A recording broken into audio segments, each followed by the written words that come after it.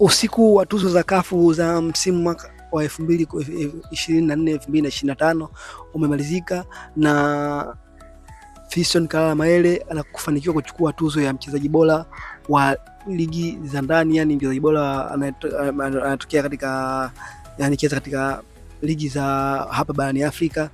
Na Fiston Mayele ni tuzo hiyo kubwa sana kwake kwa sababu hakuwahi kuchukua tuzo hiyo tangu ianzishwe, na yeye amefanikiwa kuchukua tuzo hiyo na akiwa na umri mkubwa tu, lakini amefanikiwa kuperform vizuri na kuweza kuchukua tuzo mchezaji bora ligi za ndani. Na kikweli alideserve kwa sababu alikuwa mfungaji bora wa michuano ya kafu na ya kwenye ligi kwa ujumla.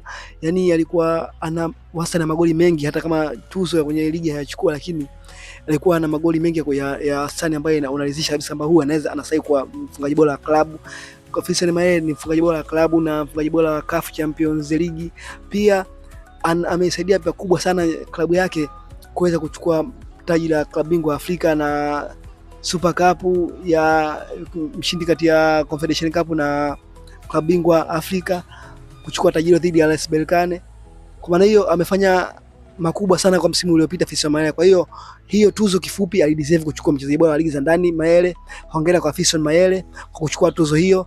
Na Fiston Mayele nyota yake ilianza kung'aa mara pale baada ya wananchi Dar es Salaam Africans kumsaini na kufanya vizuri katika klabu hiyo na kuelekea na baadaye kuja kununuliwa na Piramidi, lakini kwanza hakuwa msimu wake bora Piramidi, lakini baada hapo kuhisi kuwa anamfanya vibaya, kaambiwa bwana Mayele tulia, umeenda huko cheza mpira, acha maneno mengi. Na yeye katulia, akacheza mpira mwingi na sasa hivi anakuwa moja wapo wa star barani Afrika.